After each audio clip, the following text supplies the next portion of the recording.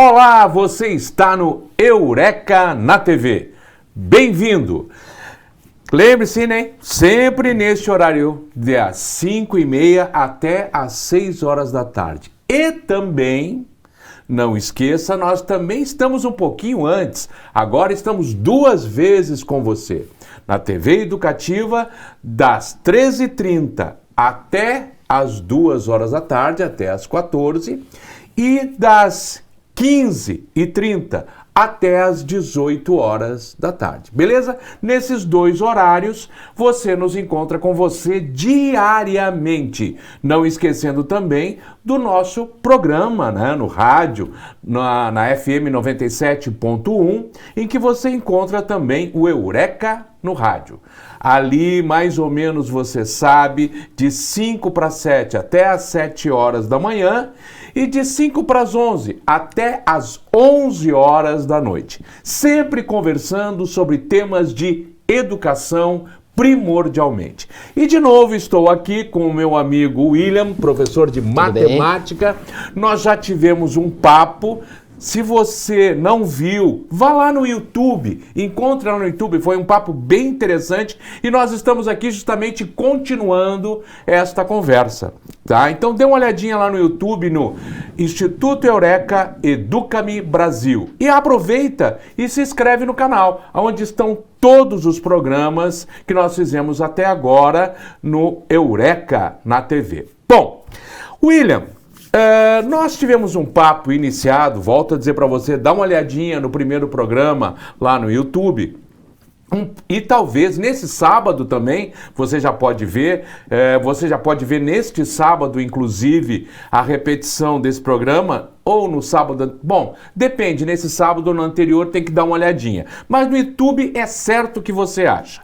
Bem, e aí a questão é o seguinte, nós estamos conversando, e o William fez uma pesquisa muito importante, ele mais um colega, a respeito dos impactos do Covid nos resultados do Enem no Paraná. Então é um estudo extremamente interessante que nos faz pensar muito a respeito da condição socioeconômica dos nossos alunos e mesmo desses impactos que o Covid causou, às vezes com diferenças da escola pública para a escola particular, como conversamos, e todos os dados ao redor. William, nos ajuda, dá aí uma introdução, volta um pouquinho e nos leva para o ponto onde nós paramos no nosso programa anterior. Bom, beleza, então mais uma vez agradeço, né, pelo convite, uma alegria estar aqui, né, compartilhando essas informações, dando continuidade ao nosso papo, então, né, lembrando aí que esse trabalho ali, então, ele investiga o quanto variáveis socioeconômicas, como por exemplo, a renda dos estudantes, se ele é um aluno de escola pública, se é um aluno de escola privada, escolaridade dos pais, né, dentre outras, né, variáveis, elas impactam ali, né, elas conseguem impactar o desempenho desses estudantes. Então a gente olhou para isso para um período anterior à pandemia, né, e olhamos durante os 2 primeiros anos da pandemia também, né, a fim de verificar ali se o quanto essas variáveis, né, elas impactam, né, nesse desempenho, elas contribuem também de alguma forma ali, e se houve ou não uma acentuação ali, né, durante o período de pandemia. Tá? Então foi esse mais ou menos aí o contexto que a gente estava investigando, né, que a gente veio conversando aí no programa anterior. E aí no finalzinho, né, professor, a gente estava falando um pouquinho ali sobre alguns resultados já, né, e estávamos olhando ali para essa variável ali, né, de o aluno que é de escola pública e do aluno que é de escola particular.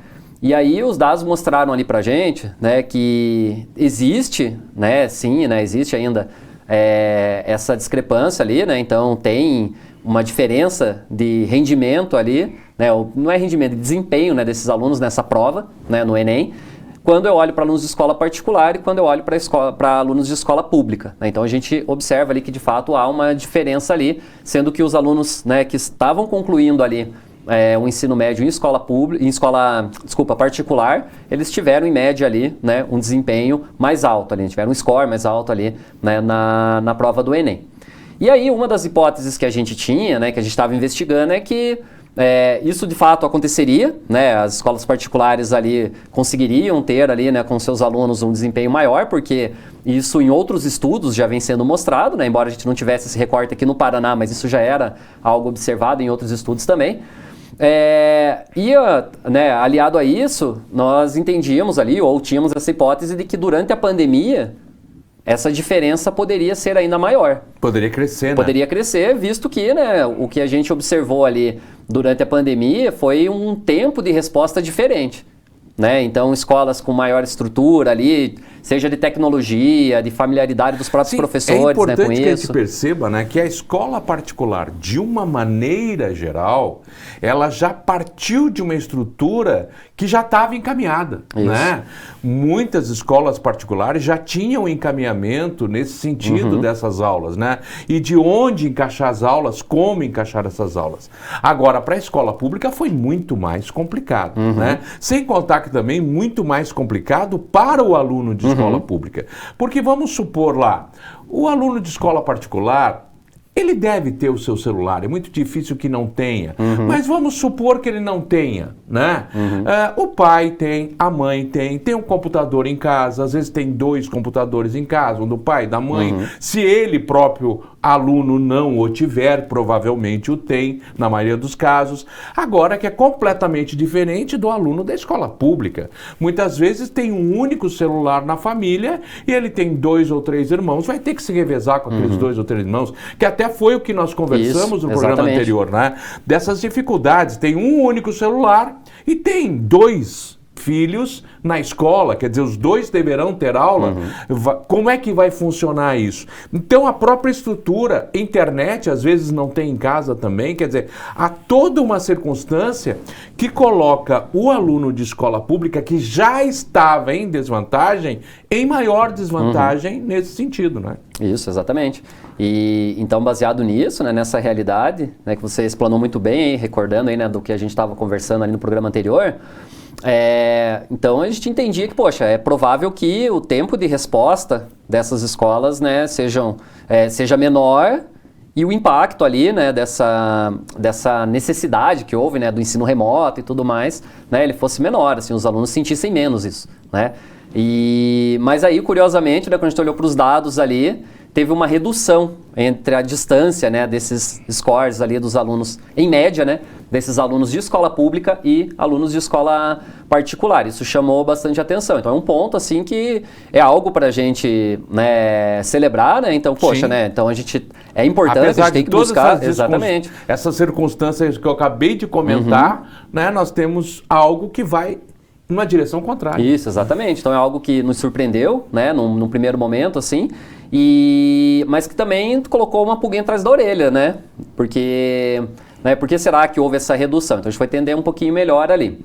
E aí, né, então a gente tem esse ponto aí positivo, né, dessa redução aí, dessa diferença entre alunos de escolas particulares e escola pública, mas quando a gente olha para os dados aí de uma forma, né, mais ampla, né, olhando aí para outros números também, a gente observa ali que houve uma redução muito grande, né? Então, a gente estava falando disso lá no final do último programa, uma redução muito grande no número de alunos de escola pública, né?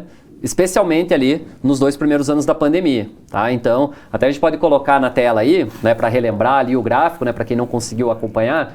Então, se a gente observar, olha, nós tínhamos lá de 2018, 2019, a gente tinha ali 50 mil alunos, depois ficou ali cerca de 45 mil de escola pública, né, aquela linha superior ali, azul, né? E ali no período de pandemia a gente baixou para menos de 30 mil alunos. Então teve uma queda bem expressiva na quantidade de alunos de escolas públicas, né, que fizeram o Enem. Já os alunos de escola particular, né, naquela linha ali da parte inferior do gráfico, a linha vermelha, a gente percebe ali uma certa estabilidade, né? Teve uma pequena redução ali em 2019, mas depois 20 e 21. Então eles permaneceram, né, fazendo a prova e tudo mais. Até por conta daquelas próprias condições que nós estamos falando exatamente. Aqui. Né? Maiores recursos que tinham para levar adiante, enquanto de escola pública não. Exatamente. Então, assim, ponto 1, né? Que bom, houve, né, essa redução, mas aí tem esse sinal de alerta também ali, né, pra gente que teve uma redução muito grande também na quantidade de alunos na escola pública que fizeram essa prova. Aí, passando o próximo slide aqui, a gente tem, né, um outro ponto também de atenção, que embora tenha reduzido essa diferença, ela é uma diferença bem expressiva ainda, né? Então tem muito campo aqui ainda para a gente trabalhar, né? Para a gente investigar aí e conseguir, né? Trabalhar ali para apoiar esses alunos, né? Para que eles consigam ter um desempenho lá maior também, né? No Enem, tá? Esses alunos nossos aí de escola pública. Então se você observar ali, ó, quando a gente olha para essa tabela, mais da metade dos alunos de escolas privadas, eles têm ali, por exemplo, uma nota maior do que 600 pontos. Então, veja, mais... Na escola privada. Na privada. Então, em média ali, mais da metade desses alunos conseguem tirar ali 600 pontos.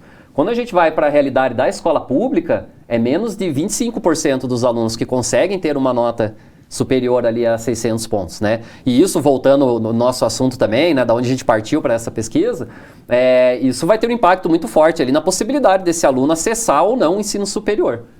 Né? Claro. Então, uma nota aí abaixo de 600 acaba dificultando um pouquinho, dependendo do curso, os cursos mais concorridos aí. Né? Então, isso é algo que é importante, que a gente tem que observar. Então, de novo, comemorar o que tem que comemorar, mas continuar ali, né? Não baixar a guarda e continuar buscando aí essa melhoria contínua, né? Então, que ela é totalmente necessária. A gente percebe que muito do que baixou em número de pessoas, de alunos, né? Que se colocaram para a prova do Enem, e muito que baixou, muito tem a ver com a quantidade de alunos de escola pública que acabaram não fazendo. E não em relação aos alunos de escola particular. Escola de particular diminuiu o número de matrículas para o Enem, digamos assim, de inscrições, não matrículas, de inscrições para o Enem, mas de escola pública foi muito maior o número daqueles que não se inscreveram para fazer a prova do Enem. Então, no final das contas, a grande diminuição tem a ver com o aluno de escola pública, propriamente dito. No número de alunos que, né, se inscreveram ali para fazer a prova, de fato, né, de escola pública foi bem maior. Então, esses dois pontos aí, né, que a gente retomando aí um pouquinho e, né, já dando esse passinho adiante aí, foi isso então, né? Beleza, pontos a comemorar e pontos ainda para a gente prestar atenção aqui e desenvolvendo. Exatamente. Continue conosco, nós vamos voltar daqui a pouco com esse tema, seguindo, desenvolvendo, um assunto bem interessante para você que vai fazer a prova do Enem, e assim como para nós todos, para entendermos a sociedade em que a gente vive. Ponto fundamental, né, para conseguir até trazer mudanças para essa sociedade, né? Nós, professores de história, pensamos muito nisso, né? Entender a sociedade para juntos todos podermos levar essa sociedade a algo melhor do que ela não está sendo agora.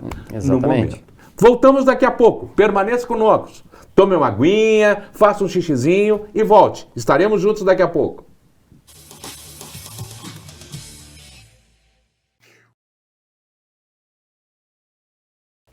Estamos de volta. Foi tomar sua aguinha? Sim, xixizinho. Importante, hein? E agora estamos de volta, eu e o professor William, para continuarmos conversando a respeito da importante pesquisa que ele e o professor... Fabiano Pedroso. Professor Fabiano Pedroso, temos que lembrar do Fabiano, né? Afinal de contas, participou de toda a pesquisa e tal, que fizeram a respeito dos impactos, né, da pandemia do Covid nos resultados do Enem.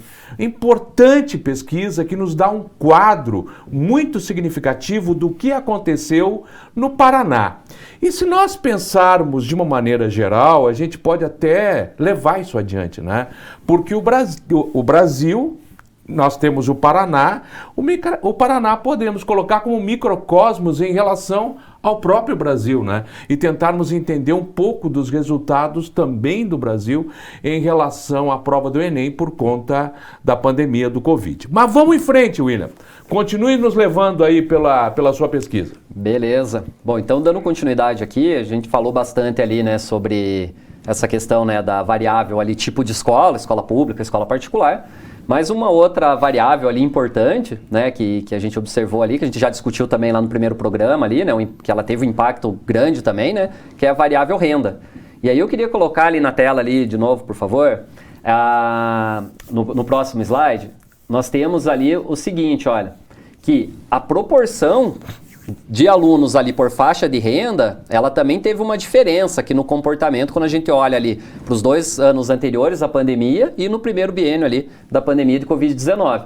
Então, tem aquele fato, né, de ter uma redução desses alunos ali, né, de escola pública fazendo essa prova, enquanto a gente observou uma certa estabilidade ali dos alunos de escola privada. E além disso, Note que os alunos com renda superior a 3 salários mínimos, né, a proporção de alunos ali com renda superior a 3 salários mínimos teve um aumento de 22,7%. Né, que tem a ver com aquilo que a gente estava discutindo também. Exato. Né, provavelmente teve mais condições, né, de responder, de permanecer estudando e, né, de manter, digamos ali, né, o plano de fazer o Enem, né, de prosseguir aí. Esse resultado, por exemplo, leva bem nessa direção. Isso, exatamente. Né? Mostra exatamente aquilo que nós estávamos conversando. Isso, né? Exatamente. E aí, né, complementando essa informação, quando a gente olha, né, para os alunos ali com uma renda, né, que declararam uma renda inferior a 3 salários mínimos, né, aí nós temos uma redução de 12,1%. Né, e aí reforça aquela hipótese também que a gente comentou aí, né, no programa anterior e que eu acho que precisa ser objeto de outros estudos, né, a gente precisa de estudos complementares, que é tentar entender qual é o perfil socioeconômico desse estudante que deixou de fazer a prova. Entender os motivos, né, que o levaram. Será que é um aluno que concluiu o ensino médio, mas desistiu de fazer a prova, desistiu de tentar ali o acesso ao ensino superior, ou foi um caso de evasão escolar mesmo, sequer terminou o ensino médio. Enfim, então a gente precisa entender ali, né, o que de fato aconteceu e quem são de fato esses alunos ali que deixaram de fazer a prova. Sabe, por dados paralelos, né, por outros dados que não são da tua pesquisa, que houve realmente uma grande evasão. Sim, né? sim. Alguns alunos, principalmente de escola pública, abandonaram. Isso. Até por conta daquilo que nós estávamos conversando, não tinha como levar em casa o estudo. Isso. Não tinha como. E a gente observou muito, assim, né, no contato com as escolas, com os professores, né, alunos que tiveram que contribuir com a renda da família também, né? Então, alunos com uma renda mais baixa ali, ou que até antes da pandemia nem era um aluno assim que estava com muita dificuldade financeira, vamos dizer assim, né? A família, sim, mas que a família perdeu o emprego, né? Ou que teve algum caso, né, também de familiar, né, doente, né, que acabou ali tendo complicações com a Covid, e isso impactou significativamente, né? Essa pessoa teve que ir para contribuir com a renda também, sim, buscar um trabalho, né? Isso, e acabou deixando a escola. Em termos da educação no Brasil hoje é extremamente preocupante, porque não vamos esquecer que nós tínhamos o novo ensino médio, né? Que já fez uma enorme defasagem para os alunos. Aí agora, né, quando eles retornam, o novo ensino médio é meio que cancelado para um novíssimo ensino médio que virá. Só que esse novíssimo ensino médio que virá vai começar a ser colocado no ano de 2025 para 2026, 2027. E o ano de 2024, as escolas fazem o quê? Isso. Quer dizer, já vem defasados os alunos de escola pública, nós estamos vendo aqui até a questão, como foi relevante para o Enem, mas o estudo desses alunos que já vem defasado o ano que vem, vai continuar nos itinerários do novo ensino médio, que já se provou que são extremamente ruins e falhos, e ao mesmo tempo não tem algo novo, esses alunos perdem um ano inteiro, 2024. É uma questão extremamente complicada e essa tua pesquisa só nos mostra o quanto é grave para o aluno de ensino público. Isso, porque é mais um ponto de complexidade, né? Para a gente colocar, sim, nessa equação. Mais um ponto de complexidade. Então a gente vem ali com toda uma defasagem mesmo nos conhecimentos essenciais ali, né, que o aluno precisava ter desenvolvido. A gente sabe que as coisas não correram como se esperava no ensino remoto, né, o aproveitamento foi muito abaixo daquilo que se desejava. E aí, né, com essas incertezas e mudanças, é claro que traz mais complexidade. E aí fica mais importante ainda a gente olhar, de fato, né, o que é a causa raiz aí, né, desse desempenho, né? Exato. Então, o que está acontecendo e como que a gente pode resolver isso, né? Como que a gente pode atacar essas situações, né, para ser mais assertivo e olhar para esses alunos que já passaram por tudo isso, né? Exatamente. Porque não vai dar para gente voltar no tempo e fazer eles passarem pelo ensino médio de novo. Então, olhar para esses dados, né, é para a gente ter uma referência. É uma triste frase que eu vou usar, mas quase que esses alunos perderam o ensino médio. E a gente tem que pensar eu acho que em formas assim de, poxa, eles passaram por todas essas adversidades, né? Então, como que a gente, naquele papo que a gente estava comentando, né? Como que a gente consegue ter algum tipo de ação, algum tipo de política pública mesmo voltado para esses alunos, para colocá-los em igualdade de condição também de alunos que também estão como concluintes do ensino médio, mas que passaram por uma jornada diferente, com mais estrutura, enfim, né? Então, a gente olhar para esses dados é muito nesse sentido, de entender como que foi esse período, o que impactou mais, que grupos de alunos que sofreram mais esse impacto negativo ou positivo, seja como for, para a gente conseguir atacar, né? E, assim, ainda que seja algo paliativo, mas que a gente consiga, né, já dar uma resposta para esses alunos agora. E para quem está chegando agora no ensino médio também, que isso sirva como referência para a gente ter algo mais estruturado e mais organizado. É fundamental que o Ministério da Educação perceba que a educação não é bolsa de aposta. Tem que ter um projeto, a longo prazo, algo seriamente construído, porque senão não vai funcionar nunca. Se cada governo que entrar, e aí independe de governo, né? Mas cada um quiser trazer a sua fórmula mágica, aí fica complicado, né? Ou leis de últimos minutos, como foi esse novo ensino médio, né? O governo saindo ali em dezembro, vamos colocar um novo ensino médio. E aí jogou a bomba para os governos que viriam depois. E essa é a realidade que a gente tem. Mas vamos adiante, vamos adiante. Especialmente nessa etapa, né, da educação básica, aí, que é o ensino médio, que já é um desafio enorme há muito tempo, né? Então essa questão que a gente estava comentando também de evasão escolar, não é de agora. Não foi só a pandemia, a gente já tinha isso historicamente. O que ocorre é que agravou. Então aquele estudante que já tinha uma possibilidade, uma probabilidade, né, na verdade grande, de evadir o ensino médio, aí, quando veio toda essa situação, acabou, né, potencializando ainda mais, né, e aumentando essa probabilidade. Bom, e aí, para a gente dar sequência aqui, eu queria colocar ali mais um dado aí na próxima tela, né, que olhando também, né, para esses grupos de alunos, né, como eu comentei, mesmo dentro, né, tem essa questão da faixa de renda, tem escola pública, particular, tem escolaridade dos pais, que a gente já discutiu, mas também quando a gente olha dentro desses grupos, ainda a gente tem ali uma variável, né, que é a variável raça ali, né? Então, os alunos que se autodeclararam pretos, pardos ou indígenas, né, eles tiveram um efeito negativo dessa variável em seus desempenhos ali, né?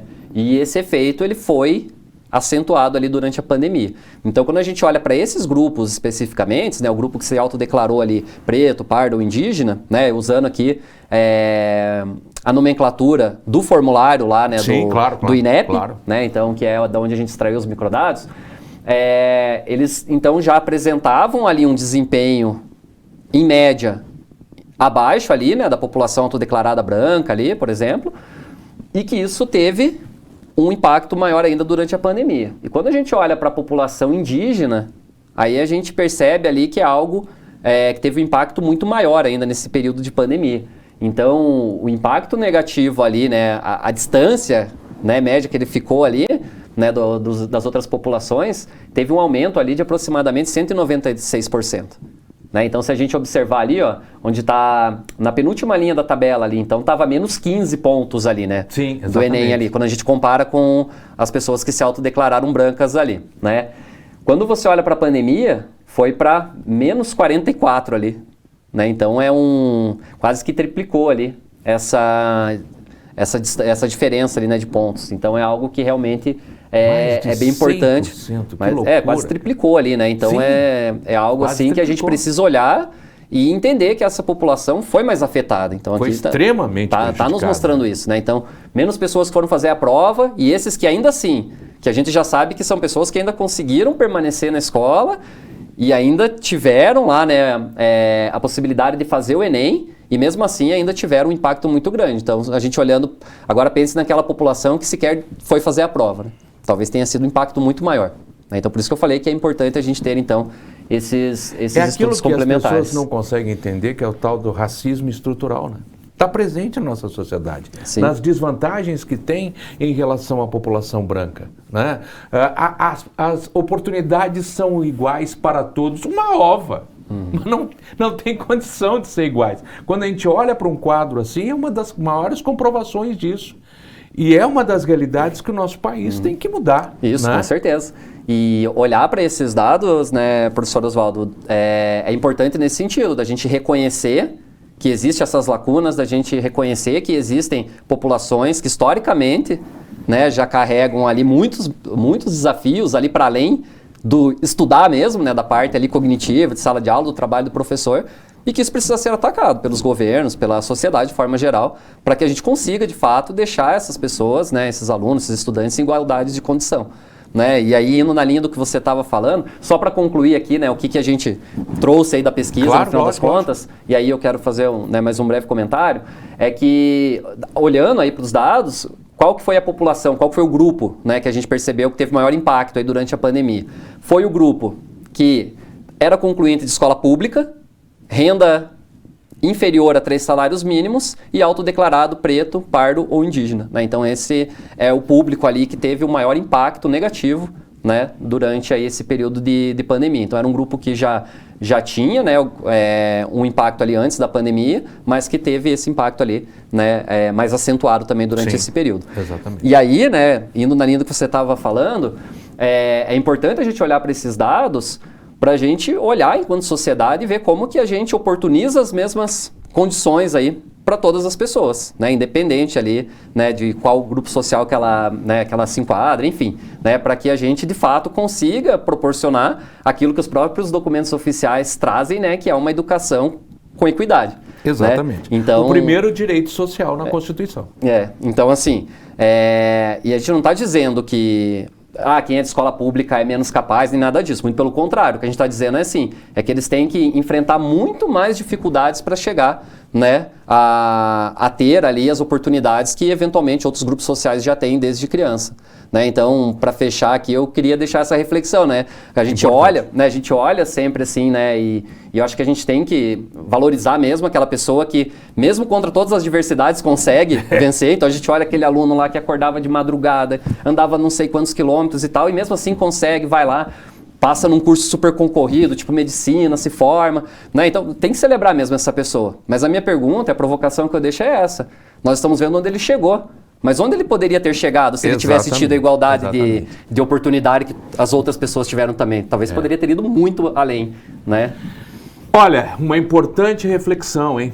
Obrigado, William, obrigado por ter estado aqui conosco. Pense sobre isso. Aonde? Eu acho que essa pergunta é sensacional. Aonde esse aluno poderia ter estado, né? E aí vem aquela história, né, de quantos Einsteins nós temos perdidos por aí. Continue conosco. Não deixe de estar aqui no nosso programa Educativa todos os dias e também no sábado. Tchau, tchau. Até o próximo programa.